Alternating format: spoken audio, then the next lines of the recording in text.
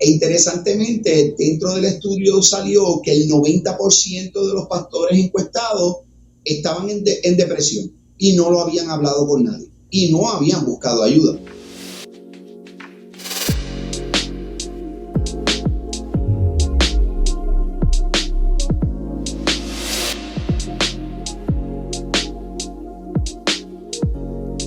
He visto, lamentablemente, y quiero saber qué ustedes piensan sobre esto, la consecuencia, ¿verdad? Los resultados de pensar de esa manera. Hay congregaciones en las cuales el pastor tiene como que este complejo de héroe, ¿sabes? De que yo quiero encargarme de todo, no quiero delegar, ¿verdad? Porque en mí cae la responsabilidad como pastor. También tienes, ¿verdad? Lo contrario, que está este pastor que lo que se dedica a predicar. Y esto lleva, ¿verdad?, a descuidar su salud mental, pero se dedica a predicar en lugar de pastorear. Yo creo que estamos llegando a un momento donde tenemos más pastores que predican que pastores que pastorean. Y eso es bien lamentable, porque sus ovejas se ven afectadas, ¿verdad? Y estamos hablando de salud mental, y esto se da a lo largo de los diferentes ministerios. Es un estrés bien grande que ¿verdad?, que pasan los miembros del ministerio. Yo soy líder de músicos en la iglesia, soy director de músicos, trabajo junto con la líder de voces, y eso nada más es un montón de estrés que cae sobre tanto los miembros del grupo como nosotros. Y si el pastor no está ahí presente, pues ¿verdad?, va a haber consecuencias bien graves. Y las relaciones, ¿verdad?, cómo se da todo. También están las ovejas mismas, que esto se mencionó ahorita, que uno no puede ser vulnerable en la congregación. O sea, yo no puedo verme que estoy pasando por un momento difícil, ni puedo compartir eso con mi hermano o con mi hermana, porque me voy a ver mal. O sea, porque mi orgullo no me lo permite, porque ese es el estándar que se ha puesto en la iglesia, que todo el mundo tiene que estar feliz, todo el mundo tiene que estar bien, ¿verdad? La ayuda psicológica pues para nada, porque pues todo el mundo depende de Dios y yo con Dios estoy bien todo el tiempo. Pero vemos el libro, por ejemplo, de Habacuc, que Habacuc se está quejando con Dios ahí, ¿sabes?, full, y le cuestiona a Dios. Y estas cosas a nosotros como que nos las prohíben, como que esto no se debe hacer. Y quería saber qué ustedes piensan sobre eso, sobre ese tema que yo creo que es bastante popular en la iglesia, que se está dando lamentablemente, y quería saber si ustedes están de acuerdo con eso o cuál ha sido su experiencia. Mira, es interesante para aquellos que pensamos que no podemos ser vulnerables, es interesante la respuesta que le da Dios a Pablo cuando le dice que su poder se perfecciona en la debilidad, ¿verdad? Nueva Traducción Viviente dice, se manifiesta mejor en la debilidad. Por lo tanto, si algo, ¿verdad?, Dios nos deja saber es que cuando nosotros reconocemos nuestra debilidad y vulnerabilidad, entonces sabemos de quién dependemos y a quién debemos ir. Así que, habiendo dicho eso, fíjate, qué interesante que es que los pastores a través de los años, a través de las décadas, han sido instruidos a ser pastores orquesta, a cubrir todas las bases. El pastor tiene que estar disponible 24/7, el pastor tiene que estar disponible para las ovejas en todo momento. Entonces, ¿qué ocurre? El tiempo va transcurriendo y tal vez la idea se va flexibilizando un poco y entonces empezamos a crear grupos, ministerios y entonces a hacer más celulares, ¿verdad? Pero ¿qué ocurre con el asunto de delegar? Que entonces te lo delego, pero no hay ese espacio porque te lo delegué, pero yo me cargo tal vez con otras cosas. Así que la idea de delegar era para aliviar un poco la carga de la agenda, pero de repente tengo 1000 ministerios creados donde delegué y entonces yo tengo 1000 otras cosas más donde estaban esas responsabilidades previamente. Así que tenemos tal vez a un pastor o pastora que no tiene el alivio de la carga porque nunca la generó. Fue un pseudo alivio, pero la realidad es que no lo creó.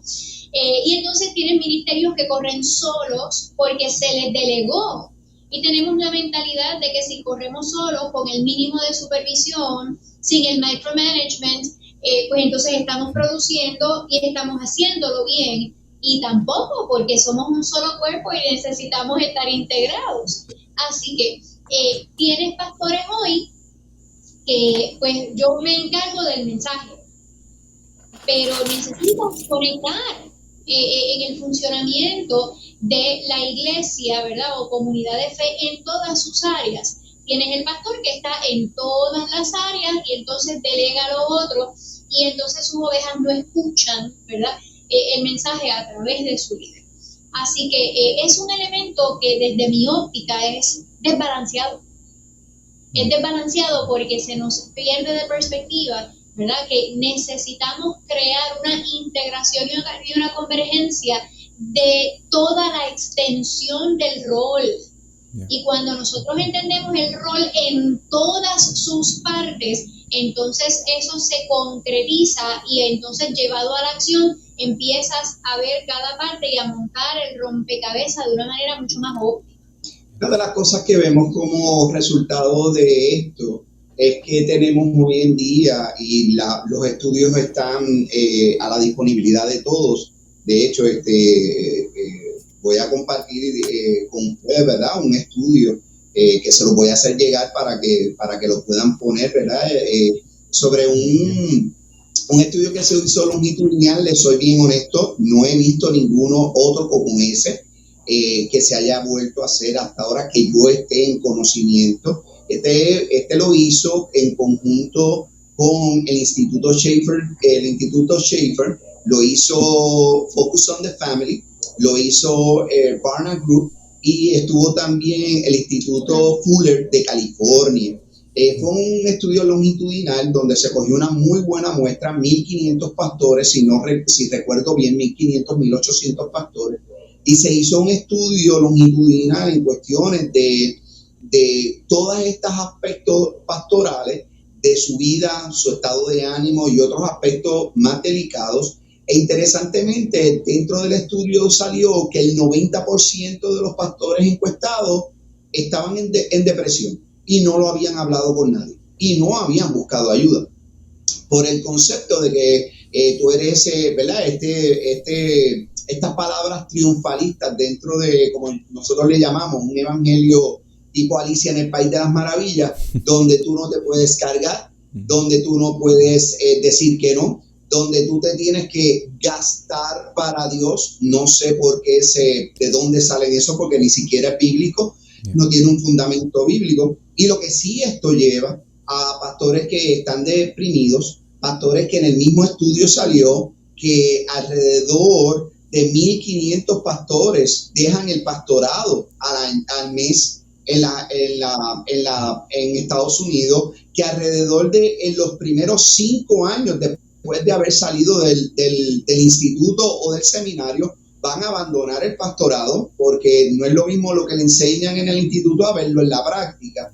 Y lo más triste es los pastores que debemos de tener el conocimiento, ¿verdad? Desde el 2012, 2011 hasta el presente se ha reseñado más y tenemos en Estados Unidos entre 4 a 5 pastores, entre 3 a 4 pastores que se están suicidando por año. Y estamos hablando de que cuando vemos esto, nosotros tenemos que ver y nos analizamos, mira, rápidamente nos vamos a 1 Timoteo capítulo 3, cuando Pablo le establece a Timoteo los requisitos para el obispado, para lo que es un líder, pastor. Una de las cosas que estamos viendo es la parte de que el versículo 5 nos dice que el que no sabe cuidar su propia casa, ¿cómo cuidará de la iglesia de Dios? Entonces estamos viendo, el pastor que es orquesta, como el término que utilizó mi esposa, que es como tradicionalmente se le conoce aquí en Puerto Rico, o se le llama, pero entonces tenemos casas de los pastores, hogares destruidos, matrimonios a punto de divorcio, hijos en muchas cosas, menos en la iglesia y menos siendo seguidores de Cristo. Y yo creo que tenemos que ver la realidad versus la idealización de un pastorado versus la realidad a nivel histórica y a nivel bíblica. Y yo creo que ahí es donde surge la evidencia de las investigaciones y la llevamos al sustento bíblico, que verdaderamente creo que lo estamos llevando de la forma equivocada. Y los pastores son personas, por favor, que a las personas que nos están escuchando y a ustedes mismos pastores, ustedes son seres humanos como todo el mundo. Nos gastamos, necesitamos dormir, necesitamos cogernos un break para vacaciones, necesitamos cuidarnos para ir al médico y hacernos nuestros chequeos. Necesitamos comer y alimentarnos bien y necesitamos estructura para evitar que nuestro sistema y nuestro organismo colapse.